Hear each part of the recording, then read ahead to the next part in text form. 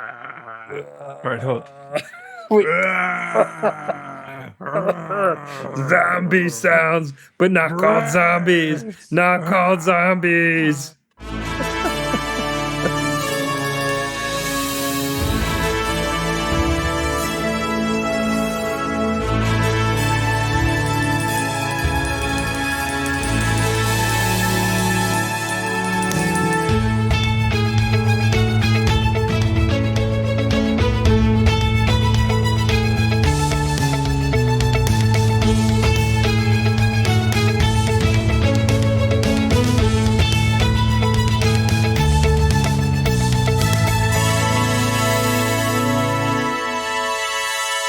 What's up, everybody? Welcome back to Strange New Show. Keith and Mike watch Star Trek Strange New Worlds. We have a new world here today because Mike is on the road. So that has two different major influences. One, Mike does not have the cool background as usual. And two, because we're using it on the laptop, I can't hear the bumpers. So it's very awkward. And I don't know when to begin the show, but that's all right. It's going to be a little weird. It's going to be awkward, but it's a show about zombies. So what are you going to do, Mike? I find it strange that so many political pundits appear on CNN with this. I looked around the room. I tried to find places that I'm at the Grand Hyatt here in Washington, D.C. So it's I thought for sure I'd be able to find a better view. But at the end of the day, you can tell something you're in a hotel, you're in a hotel, you're in a hotel. So we're going to make it work. 100%. So, but you're right. Like all of those cable news, like at this point, especially after COVID, it's just like, here's your webcam in your bathroom and like, you're going to go talk about geopolitics. But luckily, we're not going to talk much about geopolitics today. We are here to talk about Strange New Worlds, Season 3, Episode 3. And yeah, there's sun shining on my face as well. It's going to go down soon, so I will be less Is it 900 sun-speckled. degrees there too, Keith? It is 1 billion degrees here in New Jersey. But there's no heat in space. So so this is such an interesting episode. It is mind-blowing for me to be reviewing these in real time. Yes. Because even with Strange New Worlds, we were still behind. Yeah, 2 seasons. We didn't. behind. Yeah, we didn't start the show until they'd already aired 2 seasons. So here we are, in real time. We're all experiencing this at the same time you are. I'm so curious what you're going to think of this episode, and honestly, I am so curious about what I'm going to think about this episode, because I need to sort of talk through it in order to digest how I feel about all of this. But we can't do that until we talk about the episode, shall we? So, Shuttle to Kenfori aired on July 24th, 2025. Nay, 4 days ago. Crazy. The top song. Now, I finally listened to it. It's the same Ordinary. song? Alex Warren's. Alex Warren's Ordinary.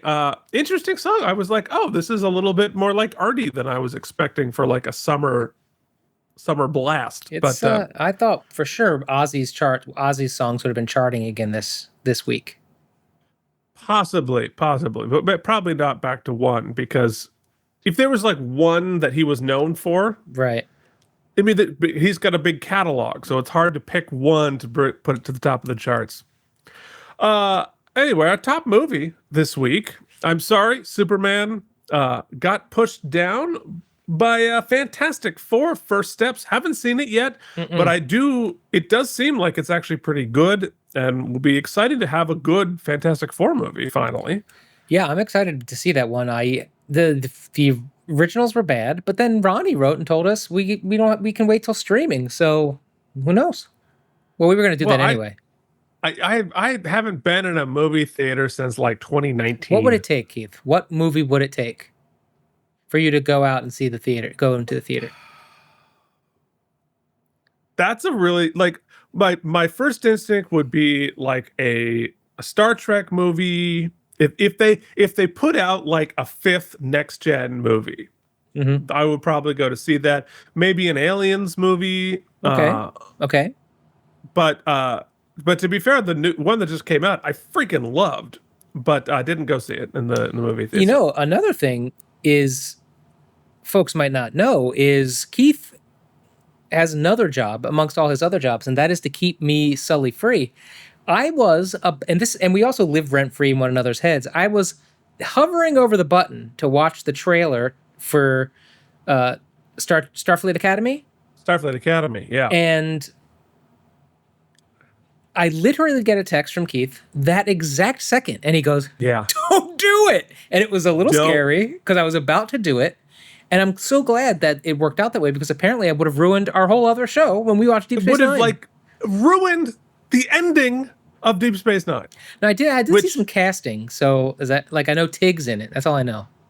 Yeah, that's from Disco. It's fine, but like, Okay. don't get Don't enjoy involved. yourself, Mike. Don't enjoy your anything. No, this is sci-fi fandom. There's no enjoyment in sci-fi fandom. It's fair. about being angry. So anyway, the MCU we can do because we're not going to cover the MCU. It's going to be fine. Anyway, Fantastic Four, top movie, the weekly world news headline from 20 years previous because it's not being done anymore. Oh, I don't have it in there, man. Oh man, it's a big problem. I believe in you. I trust in you that I can stall long enough because this is again 2005. Think about what was going to be top of mind in 2005. The whole thing isn't even in there. Oh yeah. I didn't even think about it. You know what? It's gonna Keith in post. What are we looking In at? post, we're going to find out that George W. Bush is converting the West Wing into a jail because we're all about to go to prison because I don't know if you know, we invaded Iraq. We pretended there was stuff in there. There were no stuff. At least in he there. didn't do something crazy like pave the rose garden. I mean, metaphorically, that's bad, but maybe not quite as bad as invading a country under false pretense. It depends on how much you like roses, Keith. I hate roses. They got thorns, see? Okay, anyway. So that's happening. We should never record episodes after 5. This is a mess. This is all right. Yeah, I've been up, so this is bad. Mike started work at 7 a.m. And work this in morning. the loosest of terms. I literally sat in a chair today. I said hi to a few people. I sold a couple of shirts, a couple of jackets, No, and wow. did a Big couple ticket meetings. items with the jackets. $40 they're selling these fleeces for. $40. Now, aren't they selling them to their own employees? No. This is a user conference. So schools send their people who are using some of the products to these conferences, and they want to like come back with swag. But why? Why? Like, I don't understand. Like for like company branded. Like if I was like, oh, I really want to get a McDonald's T-shirt. Like, I think I'll give you an example. All right. okay, yeah, all right. Give me the example. This year, well, last year we did it virtually, but this year they're flying a colleague of mine out to Adobe Max. I think it's in Vegas this year. And so it's like you have to like Adobe products enough to go to this thing. And why wouldn't I want like a rad Adobe t-shirt or hat or something? I profoundly would not. Well, and I use I mean- Adobe every single day. But But you don't go anywhere. So you bought something from the museum you went to, right? The Trek Museum? Well, sure, yeah, but that's like artistic. Like I'm, like a sports team or like art IP. Like so, Star Trek. I'm not buying like the conglomerate. It's Now, like, if Adobe was I smart, really want that Exxon Mobil hat. if Adobe was smart, they'd sell t-shirts that say "Not designed with AI." Oh, yeah, but Adobe's selling AI. Yeah, so. right. So who knows? Anyway, what are we doing? Anyway, Should we we're start talking- over? No. We got to sit in this. We're already too tired. Yeah. Old men talking after 5 is Well, I such can't wait a to bad read idea. a 7-page summary. All right, so this was directed by Dan Liu, who last directed Lost in Translation. That was a good It was one. written by Kirsten Beyer and David Reed. Kirsten Beyer wrote Among the Lotus Eaters, and David Reed also worked on Lost in Translation. Now, Keith, waste your time With what? with trivial trivia. Okay, so this is fun. So the planet name Kenfori, which we are on a shuttle towards, is a reference to the actor Kenfori. And he is well known for his work in horror and zombie movies, most notably Dawn of the Dead and the remake Dawn of the Dead, The Devil's Rejects, and The X-Files. I coincidentally just watched the original Dawn of the Dead. Okay. I mean, I'd seen it before, but I hadn't seen it in a while, and so it was really fun to see. What a weird movie! Oh, It's such a good movie, Oh, but yes. it's weird. Keith, I think we're going to turn the air conditioner off. This is a dangerous proposition because it's going to get very hot, but also it's very loud. Mike's gonna get sweaty. Doom, doom, doom. Yeah, you better take off that commercial IP jacket. Yeah. Hey. Oh boy. All right, let's talk politics, baby. Great. Yeah. So anyway, Dawn of the Dead, Devil's Rejects, X-Files. That's fun. And his name is Kenfori. That's good. Yeah. See, it's all coming together. So in this episode, Una plays a large role in command of the ship as Captain Pike is on the planet to retrieve life-saving flora. Yeah, we know. Noticeably, Una's hair was changed to a tighter style. Caesar. Now, why? It's Caesar hair. Yes, but why in this episode does she have super tight, keeping it tight hair? Is there an answer? Because we kept waiting. They didn't mention it once.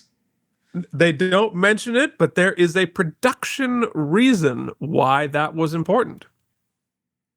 Continuity? Nope. Because we lose gravity.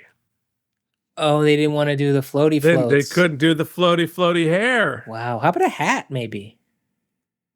She's just like wearing a baseball cap in the middle of it. Maybe she's got a power school baseball cap that you bought from your table. Cool. I'm down with it. But I think the patrons agreed on our watch along, which you can join at patreon.com/KNM. Ooh, yes, you can. We all agreed that you have to make a mention of it because the whole episode you're like, what happened to her hair? And nobody says anything about it. Well, everybody's hair, like, this is Uhura's like fourth hair. Yeah, I guess. But this is like a radical. She looks like Caesar. She does. It's not a subtle updo. Yeah, you could have put in a pony and just made her pony go up. Ooh, like a tight side pony. 80s. It's 80s week, which is probably next week. I don't know. They're taking some big swings. I mean, big swings. There's apparently a puppet episode in season 4. Yeah, I saw a screenshot I think it's next week actually. No, season 4, isn't it? Oh, season 4, right? Not episode 4. Not Confused. episode 4. Yeah. I believe the next episode is a crazy one too. So, you know what? Strange New Worlds does big swings. I like what that. we do. There's a but though. There's a but. Okay, let's hear the but. You want to do the but now? I mean, yes, Mike. I would like to do the but now. So glad to hear that. No, so there's a fine line, right? I like the big swings for sure. I find them to be quite fun. However, you sort of, when someone references an episode of a show that you wrote or that you're a fan of, you would hope that they would say, "Oh, that's the one where such and such a thing happens," instead of just naming a sci-fi trope they did. Oh, that's the puppet one. Oh, that's the zombie one. Oh, that's the one where they sing. To be frank, I can't recall what any of those episodes were about, right? Right, because the episodes were about the thing of the right. thing. It's almost like the pitch meeting wasn't, hey, we should have an episode where we really deal with PTSD and such, like the siege of AR 558, which was the episode number, production number, script, production number. Yeah, production number. Anyway, it's like they sit down at the pitch meeting and they're like, guys, Klingon zombies, and somebody's like, high five, go write it. I mean, to be fair, that is usually how episodes are generated, but yeah, I mean, this show it's very self-aware in a way that like Star Trek hasn't been to this point, right? And what I mean by that is the show is aware it's a show. Mhm. And even on the sort of like silly, crazy episodes from, the original series or 90s era Trek, the show wasn't winking at you. Mhm. Like they would do some crazy, goofy tropes, right? The baseball episode on Deep Space Nine or whatever. But it wasn't like Strange New Worlds winks pretty hard at Mhm. the audience. It reminds me a little bit of Buffy the Vampire Slayer, Yeah. But there's something where charming about that if you do it right. it's charming. No, it is charming. Because the It's just- opposite, I think, is what you've, and I haven't watched it, but what you've complained about with Enterprise or Disco, that it takes itself too seriously. 100%. And it is it definitely does not take itself too seriously like Disco does. But it is a little jarring to have them break the fourth wall the way that they do. And and I don't mean literally they're speaking to the camera, but there is the tonalities being so extreme that they are breaking the fourth wall tonally with a wink a little bit. And I don't necessarily dislike it. I like shows that do that. I love Buffy for exactly that reason. It is jarring in Star Trek because Star Trek has never gone through that final frontier, right? Winking at the audience quite so directly. There are little winks here and there. Next Gen has a couple, but it's not this like wink. So I don't know. It's just different. It's not necessarily bad. But I also dig different. too that I dig that some of the episodes where they, like the Troy Lane episode last week, where they tie or loosely tie thematically or directly from an episode now to an episode in the future, but in the past. And they do that. It almost feels like it's not just fan service. It's people who are fans writing. Right. And that did out. not feel winky to me. That episode did not feel winky. So, I mean, like a puppet episode, the musical, I love the musical episode, but so anyway. Puppet episode feels akin to like Lower Decks when they went live action. And yeah, no, exactly. And Lower Decks, the point is to wink. Right. And that didn't feel jarring because it's animated. It lives in sort of like a special universe. This is just because it's part of the primary. Anyway, blah blah blah. I got lost. So let's finish off trivial trivia. So Mbenga says the Federation scientists on Kenfori were using DNA from the Chimera plant and a unique type of moss that could grow anywhere and never died to genetically engineer a new type of grain plant that could grow in some of the harshest environments.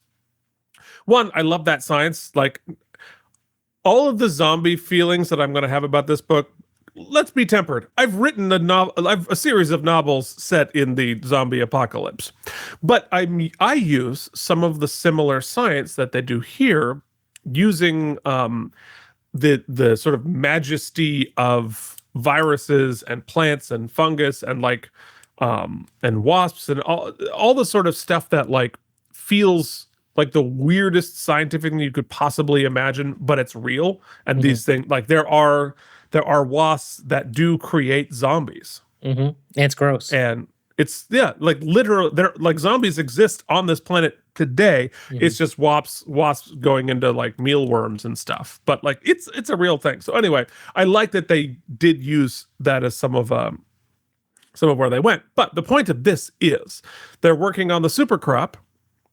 This suggests that the research from this facility might have been used to create quadrocitricale, or something like that, a grain that is central to the plot of the TOS episode, The Trouble with Tribbles. Do you remember how, like, the whole thing, they were trying to protect this super crop of genetically engineered stuff that grows anywhere from the Tribbles that get eaten? So that's a nice little Easter egg. Yeah. I thought you were going to say Ketracel White, but no, we know where they make those. Those are those like planets. That's being done on a different quadrant right now. But yeah. Anyway, super cool. So our guest stars this week are Christine Horn as Bytha, Melanie Scrofano as Marie Battelle, and Chris Myers as Gamble. So, you know who is Is genetically undead in my heart. I was going to say genetically engineered to be a super people in I my like it. Read their names, love them in your hearts, and don't give them water after midnight. Well, there you go. You can join them at patreon.com/K&M. Spell out that and. We have bonus episodes. We have live watch-alongs. We're doing a movie soon, right? We got to do Star Trek 4. We have AMAs. We have live AMAs. So you can just hop on and chat with us live. It's really fun stuff. We're busy this week because Strange New Show is something requested by the patrons. That's right. So there it is. Patreon.com/K&M. Which means I think it's time for us to hop into the screening room and discuss Shuttle to Kenfori. I won't give it away, but I am. All right, let's just roll.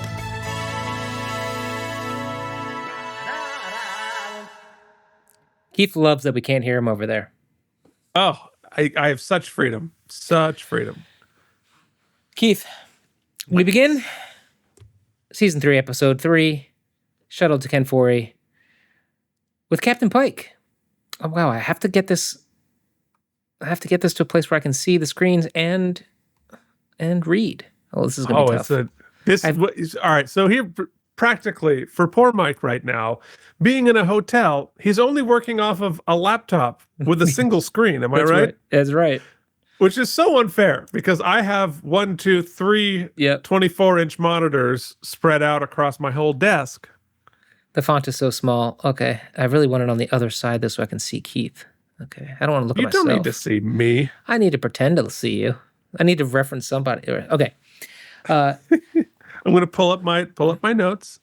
So Keith, Captain Pike's feeling great because his lady friend, Captain Marie Battelle, is feeling better. Or is she?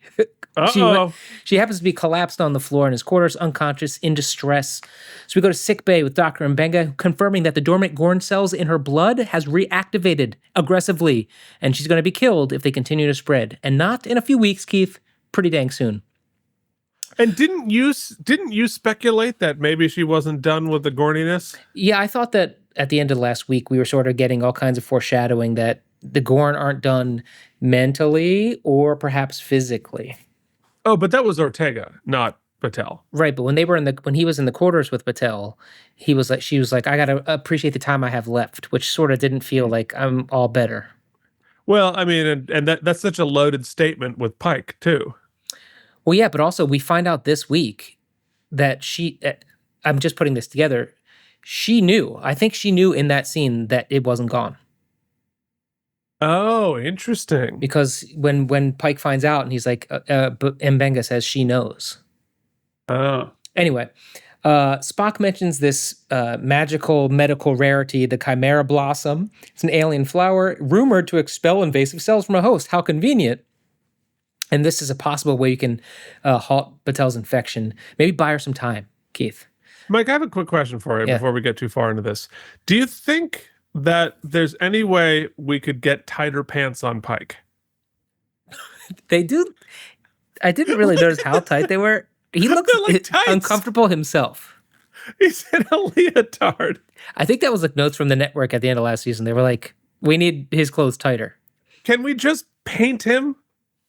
That's crazy, actually. That is ridiculous. Those pants are ridiculous. Now, I get it. Anson Mount, incredibly attractive person. 100%. I don't even like men, but my God, is he hot. But come on, those pants are ridiculous. Let me ask you a question, Keith. Do you think Starfleet would authorize a mission out to this outpost, to a research outpost, deep inside tree prohibited zone near Klingon space in order to get this flower? Oh, certainly not. Well, I think it's time for an off-the-books mission. And of course, Pike can't send just anybody. Do we ever do any missions that are on the books? Not in this show. Nothing is on the books. It's like the Mission Impossible series. They are like running and disavowed every single movie. Mm-hmm. At least he takes his justification for going on this one is, if we get caught, I can take the blame. And who does he take out? Right? Who does he replace? Spock, right? I think Oh, Spock you mean initially was on? going to go. Like Mbenga and Spock were going to go, and he takes Spock off the mission, right? Right, right. Well, because it's it's his lady. All right. So Caesar Una, it's time. Here it is. She's helming the bridge, and they are preparing to support Pike's unauthorized rescue mission. But we cannot. Their big thing is we can't alert the Klingons, right? Because we're not in a happy time with Klingons. No, but can we just talk about how cool that set looks? Yeah, we talk about it every week. It's cool. It's Right. incredible. That's the one I want to visit and sit at. Oh, well, fair enough. I did dig this that although this is a trope that we've visited before, they're in like a Kuiper belt, dust belt thing, and they're using the debris as a mask so that none of the Klingon sensors can find them. I think that's cool. La'an warns that once Pike's shuttle crosses into the restricted zone, all regular communications will be cut off, Keith, because in the future we have lots of comms, but they never work. No, well, no, because they can't let the Klingons hear them, so they got to use signal. Mm-hmm. They got the single-use encrypted comm channel. All right, so he can periodically check in with the ship while he's behind enemy lines. Erica Ortegas expertly navigates, Keith. She flies the ship through hazardous asteroids at warp and then drops into impulse. She quips that it's been a while since she got to fly so fancy, prompting all kinds of chuckles from the crew. You see it? Chuckle. They're hidden as much as possible. Pike and Mbenga launch into a small shuttlecraft bound for Kenfori, Keith, aware that discovery by the Klingons could mean igniting a new conflict. Oh, no. Mbenga and Pike have, I think, what is actually pretty cool here. Like, it's one of those conversations we talk about where two cast members that don't always get to quip it up together, you can feel a lived-in history, which I think is cool. I love these displays. Go ahead. Oh yeah, they're great. I'm ahead of you. But the witty banter is cut short when the sensors detect an automated Klingon beacon orbiting the planet, blaring a repeated warning, basically saying "Get the hell out." It's one of those Indiana Joneses that's like, "All ye who enter here, turn back or die." Yeah, it's clearly booby trap. Now I got to say here on the screen, this is such a great production design element that they have here, because again, we are predating and trying vaguely to integrate into the timeline and aesthetic of the 60s version, but with contemporary graphics on the screen. So we have built into this, screen with big dials and boops, the sort of LED screen, which I think is a good compromise to sort of like still have the sniff of the old 80s or 60s, but to still be contemporary. Pike does not want to stop Keith because it's his lady friend. And he says, I don't care if there is a giant repeating message that says, "Get the hell out of here or you die." So they land. And it turns out to be a location shoot? No, it's not. But interestingly, this is an interesting kind of jungle set juxtaposed with the location-esque, well, I guess it wasn't a location shoot from, did they shoot location for the Deep Space Nine episode we just watched? No, that was the cave set. Yeah. So we get to see the advancement in lighting an actual set instead of doing location work. Like, it's interesting because on Strange New Worlds, and it's probably a budgetary thing that like the LED net that they have as the background is very obvious.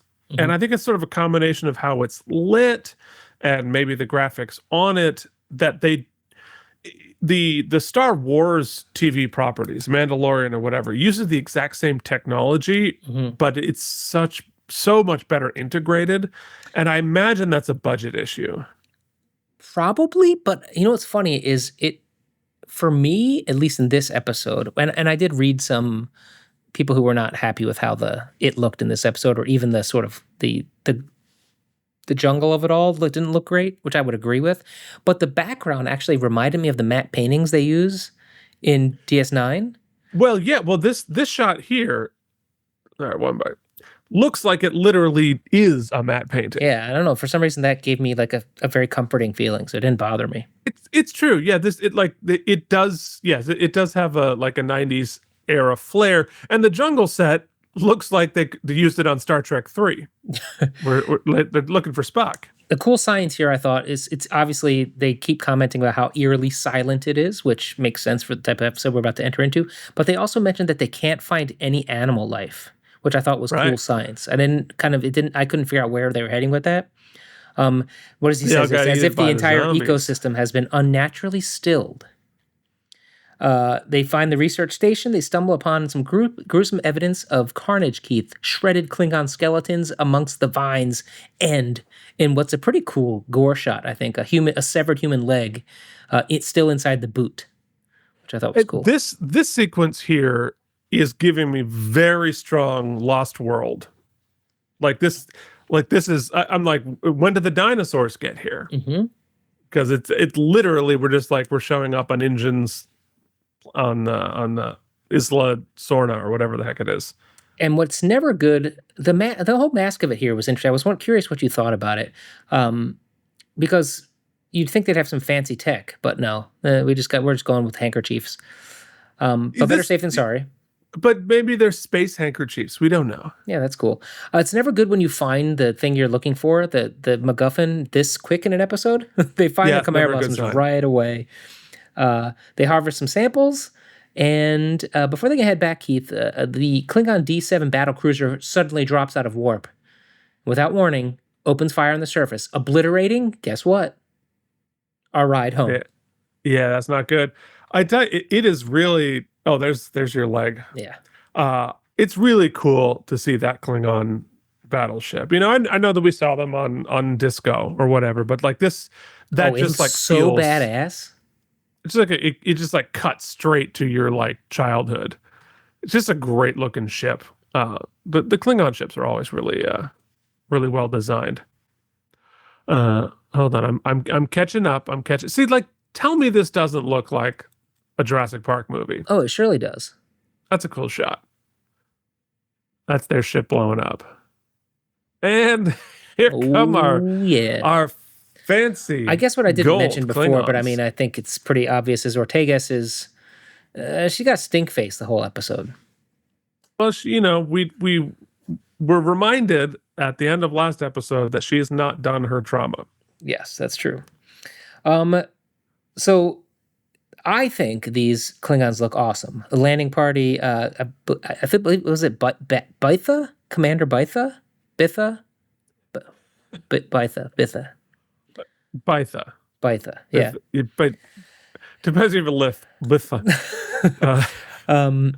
They storm in and attack on site, man. Pike and Mbenga dive for cover. We gotta talk about the gold of it all.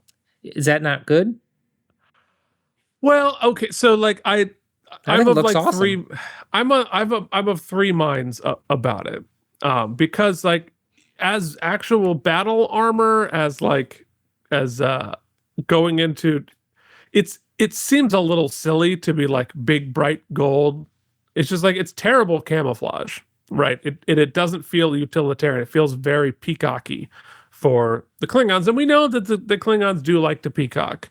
But I'm reminded in my head that the Klingons wore gold in the original series, as opposed to the black and gray of the 90s, which I think makes more sense. But in this case, like, I guess I'll allow it.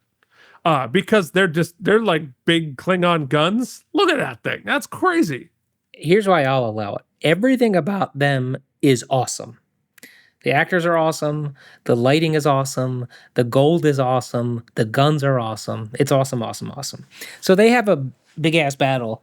And I think we're about to introduce, if I'm not mistaken, the zombies of it all. Yeah, here we go.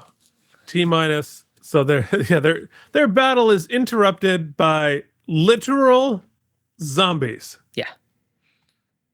But they're like covered with moss and like plant life. It's very organic. I think it's cool. I think the zombie design is pretty great. I think it's I do like the sort of organic and like mossy part of it. I would have enjoyed this. I'll mention it here because I think we get to see some good zombie eating too, and I would have enjoyed.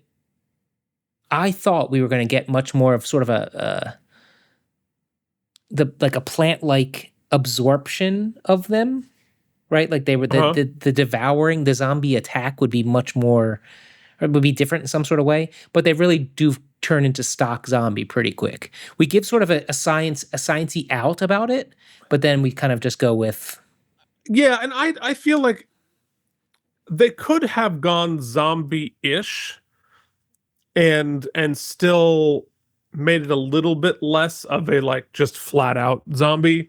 And I think going the organic thing is exactly like, have it be they're creating this one organic being that's all fully interconnected like roots.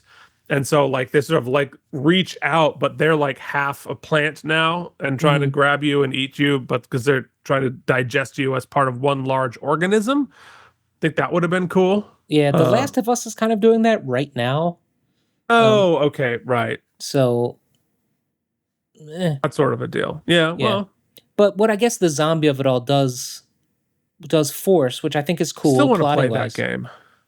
Yeah, you got to get in there, I buddy. gotta get a PlayStation. I don't have a PlayStation. It's on PC too. I can figure out a way for you to help. And anyway, um, they it does force an unlikely alliance, right? Like so, despite we don't really know the backstory for why the Klingons are here just yet, but they're forced to sort of play nice for a moment because they got to get the hell out of here. So meanwhile, Batel's got some problems. So she is dealing with the Gorn is starting to try to eat her from the inside, but it's more psychological than it is physical. So Spock comes in to try and help her deal with the pain because the painkillers are not working. So he does sort of a mind meld to try to Oh take on some of her right. pain. But in doing so, she realizes that inside of her psyche brain thing is some angry Gorn. And it's incredibly painful for both of them. And he literally sees a vision of a Gorn like popping out of her face. So we don't quite know what that means yet, but like that's probably not a good sign. Oh my god, I forgot that scene entirely, but I really liked it. It's Every time there's a mind meld, I find it to be really cool. it's interesting. And it's like it's a new layer to the Gorn, and I don't know exactly what it means or how this like and like the hybrid solution, like I don't know how biologically that's supposed to work, but it's interesting. Una says they have to be cautious because they don't want to start the Klingon War. Right, that hasn't happened yet. Right. So yeah, she's trying to come down on the side of diplomacy Mhm. where And Ortegas is Ortega's is like, like, yo, if we don't get them now, they could be dead. yeah. Not abandon the captain entirely, but they have to go across the border in stealth mode. So they reduce So that powers, yeah, and they're gonna go they're basically gonna go tiptoe. quiet. Yeah. Gonna tiptoe. But this sequence was sort of like weird to me because and we've seen this on yeah, she's like, what's going on with Ortegas? Hmm. But sneaking around through the ship here, I get it from like a sensor level, like we can hide from sensors, but like if the Klingons just looked out the window, Hmm. they would see a giant ship flying right by them.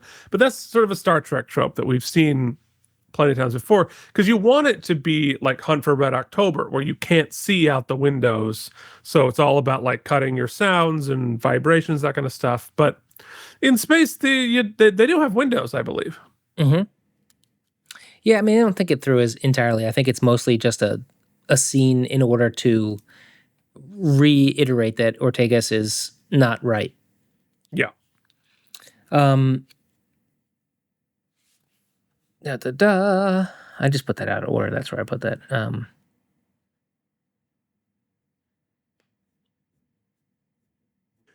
So they've gotten away from the Klingons and they're doing more investigation as to like what the heck happened here. Why are there zombies and such?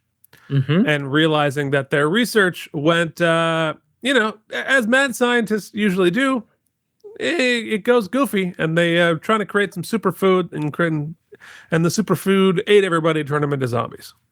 Yeah, it's very video game. Like we're reading or we're finding The scientist logs. the logs and we're listening to tapes and we find out that oh yeah they were experimenting on crap they shouldn't have been and things got out of hand. Yeah, it's so often you accidentally create zombies. It's a whole thing. So there's a lot of time and filler and killing of time, but what we're getting down to is another uh, revelation that they have to synthesize this plant that is basically going to make Batel part Gorn for all time. Yeah, like because it's like they're trying to kick the Gorn out. Gorn's not going to go, Right. so you try to like welcome it and try to be roommates with the Gorn. Right. It's like an understanding with and Pike is mad. And then and Mbenga's like, yo, dude, you told me you wanted me to save her life. This is the only way we can do it. But the thing here that was important, I think, aside from Pike getting like, in my opinion, a little too mad, because it's still ultimately like, I think he's just worried about how it's going to affect their bedroom time.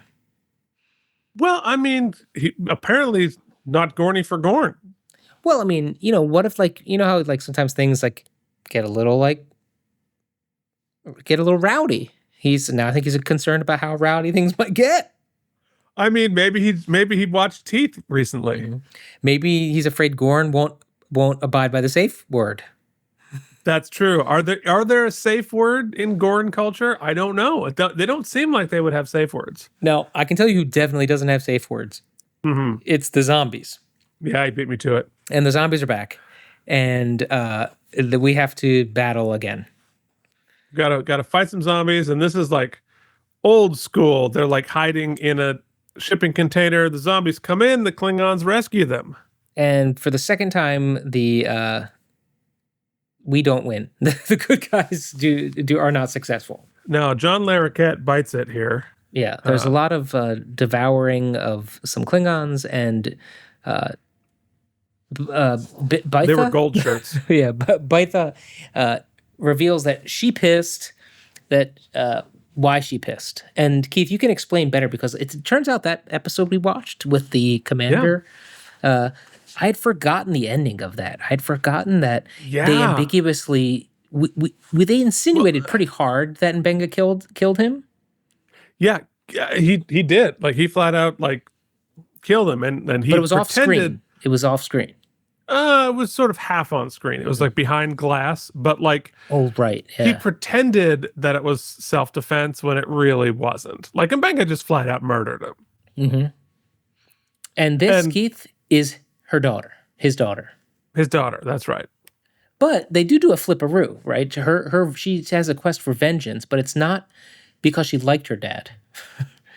It's that his death screwed everything up, or his reputation screwed everything up, and by the only way she can get honor back to her house is by killing his assassinator.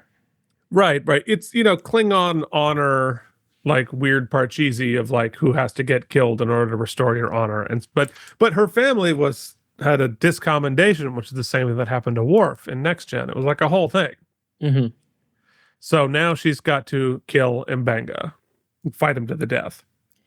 But he doesn't want to do it. And it's a whole. I don't think he was like, I really want to fight someone to the death today. And he lied to Pike by saying it was self-defense. So she forces him to confess that he did it on purpose. Mm-hmm. And so now he's putting Pike in the situation. It was like, well, what do I do now that I know that he murdered somebody? And so that's a conversation they have to have later. So it doesn't take much convincing for him to be like, all right, I guess I will fight you to the death. Yeah, because he's like a super soldier. Yeah. Of course, this is a trope that lasts in just about in so many things. Gladiator, this. You say we're going to fight to the death, right? And let's if you and I were fighting to the death, and at the last second, I decide not to kill you, Keith. Which is the inevitable ending of our shows. Yes, that's true. Why wouldn't you just kill me then? Well, because the whole thing is this whole like honor cosplay. It's like Klingon honor it's like this kabuki show that you have to do. And so I don't even necessarily know that she wanted to die. It was like, we have to like do the dance. And that's how this is going to play. But like, once you are bested or whatever, like if you have been officially bested, mm-hmm. and then you trick the person into killing, and you trick the person turns their back on you, then you kill them, then it's not part of the battle to the death. That's you being dishonorable. Well, before we even get there, we have to have an incredible flying sequence where I mean, how cool Ortegas, does this look? yeah, Ortegas actually turns out the ticking clock is ticking a little too hard, and Una finally says, "All right, do what you got to do," and so she flies the ship, Well, Keith. well, but Ortegas disobeys a direct order by going fast enough Hmm. that they know they will be detected by the Klingons and have to battle, even though the plan was to sneak. Ortegas is like, no, we can't leave him for that long. I'm going to force our hand into a battle. We see her intentionally speed up the ship. So it's finally time. It's time for the battle. So we see that sequence, and now it's time for the Mbenga Bitha Oh, battle. and not the least of which, she stabs Pike in the leg to prevent him from intervening. Well, that's what I would do to Pretzel. What? I mean, Pretzel's going to get in the way of our blood feud. She's not going to intervene on my behalf. I'm the She- spare. She may. She might gum me. She definitely will not. But we should point out there is sort of like a cool tech thing that they discover. They discover like this force field net that the survivors had clearly made. And so they're able to keep the zombies outside with the force field so they can fight. But of course, during said fight, of course, they stab the thing keeping them alive. Yeah, which then the zombies fly in. But not yet. Actually, and that is cool. It is cool to see the zombies being held at bay, sort of like a mosquito zapper. Yeah, for sure. I mean, like a zombie film or a book, check out The Dead Circle on Amazon by me. It is sort of all about what clever and interesting ways can we hold the zombies back. And how can that fail instantly? And how do we do something so stupid we allow the zombies to attack us in the finale? That's how that works. Yep. Klingon shield raised, Keith. They're run out of time. So we, Ortegas forces us to go too fast. The Klingons clock us. They raise the shields, and we're gonna have to have some pew pews. Yeah, and it was all meant to be. And they do battles great on this show. Be it hand to hand, be it pew pews. Joseph Mbenga gives an incredible freaking like Shakespearean monologue. And then course. they go for the battle. Pike squirms on the ground because his leg is cut up. He's bleeding. And it shouldn't be long before she is bested. Because this guy is like a super killer. He is we've learned in previous episodes, he is like a master super soldier kind of guy. But they stab the power supply for the shields and he wins. And of course, they're about to get through. We might have to make a heroic sacrifice, Mike. But who will make that sacrifice? Could it be someone who needs to die in honorable battle? That's true. Now our ship, we're trying to get low enough to be able to beam folks out. Ship has to fly through the atmosphere. The zombies attack. Kind of fun. I thought very fun. I mean, they telegraph where they're going with it, but whoa, that's I left that one in for you, Keith. Choke on me. Choke on me. Choke. That would have been a great needle drop. Zombie. Choke Zombie. zombie. That would have been a great needle drop. So she decides she is going to bring honor to her family by being eaten alive by zombies. But there's a great last moment when she reaches her hand out and it's great close up of her just getting devoured, which is pretty great. It's terrifying. And these zombies remind me a bit of like the Pirates of Caribbean folks, because they've got moss growing on them and they're like skeletal and all that. So I think that was an interesting like wrinkle to add to the zombies of it all. But here is why Una has to have her hair Didn't tight even think as of a that. That's Cinnabon. crazy. I did not even think about that. Because we lose gravity, which is so expensive to do, which is why it almost never happens on Star Trek. But Strange New World's got the budget for it. Well, Bytha's getting bited. Bitehood. Yeah. I will say, I don't know how much of her Christine Horn's dialogue was ADR'd, Hmm. but she had to fight through those teeth and Yeah, did teeth an are bad. amazing job being able to be understood and do the character work through those teeth. So they might have ADR'd it all, but if they either way, I thought they very effectively worked their way around those teeth. Well, would you know, Keith? We're able to beam them out. We are after we, reestablish gravity, so that's handy. Now, of course, they lost gravity, but like not. It was more like, Yeah, it was a blip. A little bit, baby. And oh, okay, the we're only back. person who was cool with being on the fly rig was Scotty. He was excited. I mean, to be fair, I would be excited. Hmm. Uh, So they so, synthesized the Chimera plant, and they mhm, partially gorn up Batel. They say her vital signs have stabilized. That's right, about all we get on that. and I think it was JD who pointed out that they're wearing those, they're like surgery suits with that weird fabric. That's from the original series. I just didn't remember. That's why it looks like that. And then there's like a Uh, really interesting conversation here where they Mbenga and Pike kind of discuss not just the initial lie, but also this. There's sort of where they're going to go from here. Because remember, Joseph was also hiding his son in the transporter wasn't it array. daughter? Yeah. Daughter, right?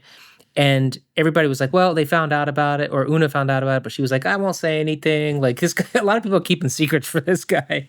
Uh, and what does Pike say here? You're not a monster, Joseph. You're just a man and my friend. And then he basically says like, "Oh, that was an unwritten mission, and so there's no report to make. Yeah. Didn't No harm, happen. no Didn't foul." happen. Which I think is I enjoy. I mean, I like that. We we like ambiguity. We're Deep Space Nine fans. However, it does feel like he just gets off a little. Like I feel For like murder.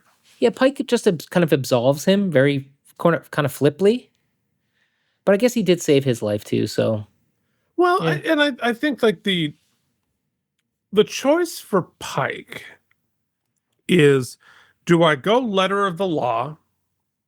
Is it like moral relativism versus absolutism, right? Do I go with the letter of the law, or do I go with the decision that has the least harm? Hmm. Right? What are the alternatives here? And I think that the taking Mbenga and putting him up in for murder charges in this situation, like, well, does that really benefit the greater good? And I don't know, and I don't think it does. Well, I would say that here's where I think Pike is a little bit, he can't be totally hypocrite here, right? Obviously, he did just take them on a mission that clearly they were not supposed to do into a part of space they weren't supposed to be in because he wanted to save his girlfriend, right? Right. So Sure. you can't then, and Mbenga was the person who helped him do that. So you can't then screw him over. But the problem is that we've now become so, we've become so desensitized to every week we're going on a mission that we're not supposed to go on, right? It's almost a trope at this point. So it loses sort of the weight of that quid pro quo a little bit. Well, the lesson here is lies snowball. Mm. Once you've told one lie and you have to stick to that, in order to protect that lie, you have to tell more lies. And then you have to protect those lies. You have to tell more lies. And the only way to really be to be safe from that is to never lie. And that of course comes with consequences as well. But with this, like, the cover up is the thing that snowballs. Hmm. Everybody is more and more complicit in a cover up. You don't get less complicit. Um, I do have to say, seeing the NX-01 there is pretty cool. Seeing the original Enterprise, we've seen that before, but like, I love the fact that they have that shot there. Do you see that horse saddle next to Uh her? huh. Yeah, that's Yeah. cool. This is a cool scene because in work they I have a missed big an opportunity to say, nay. mm. At work there's this big push in our company for radical candor. Got to say what's up, right? Just don't beat around the bush. Like let's get to it. And I feel like this scene is radical candor, right? This could be one of those scenes where it's a lot of empathy and it's a lot of, but instead she's like, listen, I know you got get your shit together. Yeah. I know what you did. You put everybody at risk, and it turns out they were going to beam out anyway. Get your shit together. Yeah, well, and And that is sort of Ortegas what. ends this episode with kind of the only person who's facing any consequences aside from Batel, who has Gorn inside of her. Right, right, right. But this is the job of the first officer. The first officer's job is to be the hard ass, is to be the bad cop. And then, like, she'll go report to Pike, and then Pike will, like, hey, come in for a croissant. Let's have a Mm-hmm. heart to heart. But the first officer's job is to be the hard ass, is the one to, tell you to pull your shit together. Yeah, well, that's exactly what happens. And Ortegas leaves, and we'll see. Yeah. And, oh, yeah. And so, yeah, she goes back to his half corny girlfriend. Yeah, and I'm glad that they didn't have him be entirely indignant here, right? She's like, I was looking out for you, man, because I knew you wouldn't be able to handle it, and so we didn't tell you. Why didn't you tell me? Right, Yeah. right. Well, that's just, medical stuff. It's hard. It's hard. What do you say? What do you not say? Because everybody's life is complicated. Everyone's got stuff they're working through. That's an excellent scene, and it's funny because there was a tag last week. They had almost the same scene. Well, the only difference is now they both have all the information, Right. but there's still no certainty. So no, we're not going to get it. I don't think we've seen the last of her Gornitis. Gornitis. Okay, yeah, there it is. That's the episode. I think before Mike punches out, it's time to punch in. Punch that shit! Punch it! Punch it! Punch it! Just punch it, man! Just punch it! Punch it! Punch it! Punch it! Let's punch it. Hit it. Yo, Adrian! It's the Punchies! Keith, the best moment, there are some good moments in this, but I think there's some of the character beats I really enjoyed. I love that last scene with Pike and Batel, but we've kind of already had that. I think it's Mbenga's sort of just sheer admission. He just lets it all ooze out when he's telling Bitha, like, yeah, this is what I did, this is why I did it, and I do it again. And I was like, he's like, brings himself to tears. The intensity is incredible. And you're like, man, this guy is giving you 1,000,000%. I think that's in an episode with zombies, a sort of Shakespearean monologue is, I think, the best scene, the best moment. Yeah, no, that's really interesting. I gotta think through this. What is my favorite moment of this episode? It's funny. I'm still ambivalent about how I feel about the zombies of it all. But I did find the attack exciting. I did sort of enjoy that, and I enjoy the tension of zombies is always there. And I enjoy the idea of, like, going to this remote planet and having science have gone horribly wrong and we don't know, and, like, there's no, I think for me the coolest moment is sort of what you isolated there. There are no animals on this planet because they've all been eaten. Also, and I think that's just a really costs. It helps with the production costs, but it makes the sound design completely different. And there's no bugs, chirping and crickets, no animals, no chirping. Like, and so I think that's probably the most interesting thing to think about this planet that has, like, everything's been eaten, which is really interesting. So that's my favorite moment. And there's some cool kills. I mean, not interesting, but gory. I mean, if you're gonna do zombies, you gotta do gory. Yeah. All right, let's jump right into stem bolts. Let's do it. You get some stem. Oh wait, no, sorry. Well, no, that usually plays, but it's not in the thing this week. Yeah. I got going through the slides in the summer here. I actually am more tepid than I was when I watched it, because I will say that the excitement and the pacing of the episode actually does amplify the tension, and that helps. And once again, I think it's an expertly paced episode, just like we've had the past few weeks. But like we've talked about at the top, the zombies don't really add anything. Like, the main plot beats are the getting the Chimera plant, the blood feud with the Klingon, and the Ortegas is sort of what she's dealing with. Right. And the zombies really are the ticking clock, really, just for the on the planet action sequence. And I thought it was shot pretty well and pretty cool, but ultimately the zombie of it all is the least interesting part, I think. And yeah, but that said, it feels like I'm like really, really down. I wasn't. It is really good, but it is a little more of the same. Like it's the Ortegas plot is again from next week. We just amplified it a little bit. I do like that we closed the door, and you mentioned it when we saw that episode with the Klingon ambassador that we would be back. We had to tie off that loose end, and we did. And not only did we tie it off, but we severed its leg, killed its daughter. Yep, and so got her eaten. Yeah. Digested. It is weird that it's in an episode sort of about consequences. There aren't many. Right. That's interesting. Yeah. Ultimately, I'm feeling like a B minus. So I'm going to go 74 self-sealing symbols. Oh, that's a C if you're doing your math. Oh, okay. Well, yes. then, yeah. You're right. Yeah. So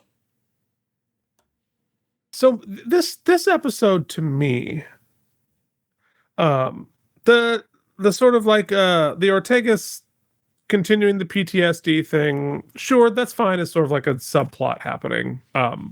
Whatever. It's nice to see Una do something, and to like take command and be a leader there, which is fine. My issue with this, accepting the, like, I'm going to just accept the premise of the zombies and let it be zombies, right? Just let it be. It's fine. It just that's what we're doing. So fine.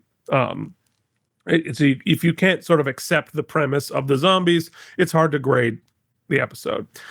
But for me, where the episode runs into trouble is it feels like it's a hat on a hat. Because we have a zombie episode and we have this Klingon revenge story about a different episode. And it feels like two episodes in conflict with each other, right? Both of those would be interesting episodes, but together you don't allow either one of them to breathe or develop enough to be satisfying. So a lot happens, but it's pretty unsatisfying because it all feels super rushed. So if we did an episode of the daughter of this monster coming back to get revenge on Benga, and how does that work? And you've got diplomacy there, you have honor, you've all that. Okay, sure, that's an interesting episode. Or if you do, we're going to do a zombie episode, and how do you survive on this zombie planet when we can't get to you for whatever reason? And if you're going to do the zombie thing, do the zombie thing. The zombies were just seasoning because I don't know which one of these was shoehorned in, but it was like, oh, we have 11 ideas for episodes, but we only have 10 episodes. Let's just mash two of them together. And so it feels like a hat on a hat. Yeah, I mean, to that as well, we also have this really interesting idea of the Gorn DNA inside of Batel. It's really interesting scientifically. In fact, it's almost zombie adjacent because, but they make it more about their relationship and him being pissed off that she's not telling. It's like, well, I'm assuming we're going to explore that at some point. But you're right. But I'm saying it feels very modular. Right. Like they took these ideas and they're just kind of like, okay, these go together. This feels like a bit of a potluck episode. And, potlucks are fine, but is anybody really excited about a potluck? I don't know, because like, how good could it be? It's in a Tupperware sitting on a folding table. So I think that's sort of what I feel about it. Like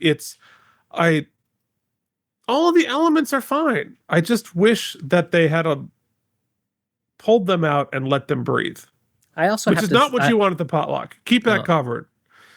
Then you get the zombie bugs. I also have to say, visually, as much as I love the visuals of this show, I did find that all of the ship stuff looked like markedly better than the on-planet zombie stuff.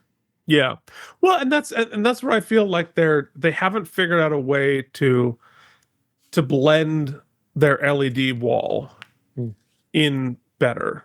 Like it's like the lighting. You can definitely see the seams. I can tell you exactly where the practical set ends and the LED net starts. And I think it's the lighting. I think that they're just it's just not integrated in a way that, you know. And again, the Star Wars properties, I believe, have much higher budgets, so they're able they to also do have a much so much more more. a much duller color palette. That's also true. But like, yeah, so like you can see the seams. I wish we could have sorted that out, because I think that's like a technique, not, but like it's, I don't think it's a different LED wall. Maybe it is. I don't know. Yeah, but I don't know. that I'm not really going to knock it for that. Like, budget is budget. You can only do what you can do. So it's a hodgepodge. It's a potluck. It's fine. It's fine. Everything, like, it's a perfectly serviceable potato salad and a perfectly serviceable, like, chicken piccata. But like, I'm not like, it's a weird combination. It's my favorite analogy Keith's ever rolled with. He's getting hyper specific on food choices. Yeah, it's just like, well, like that meatball's a little cold. Whatever. It's a fine meatball, but whatever. You get 73 self-sealing stem bolts from me. Bye, Keith. Oh, wait, you can't talk. I can't talk. Whatever. We have social media. Find us on watch our other shows. Next week, we will be talking about a space adventure hour. And I looked at what this episode's about. I'm kind of excited. I think it should be fun. I don't know about the timeline chronology of this, but like, whatever. Let's see what happens. All right. So we will see you back here next week. I'm gonna go watch the trailer for, Starfleet Academy. No. Bad Mike. Oh, right. Because, every time you've threatened to do that, I'm going to filibuster so you can't go take the nap you were so desperate to take. Oh, this is the worst. All right. Next week, we will see you with another episode of Strange New Show. Keith and Mike watch Star Trek Strange New Worlds. Thank you for watching K&M Entertainment. If you enjoyed our particular brand of nonsense, please like and subscribe. Or become one of our patrons at patreon.com/KNM.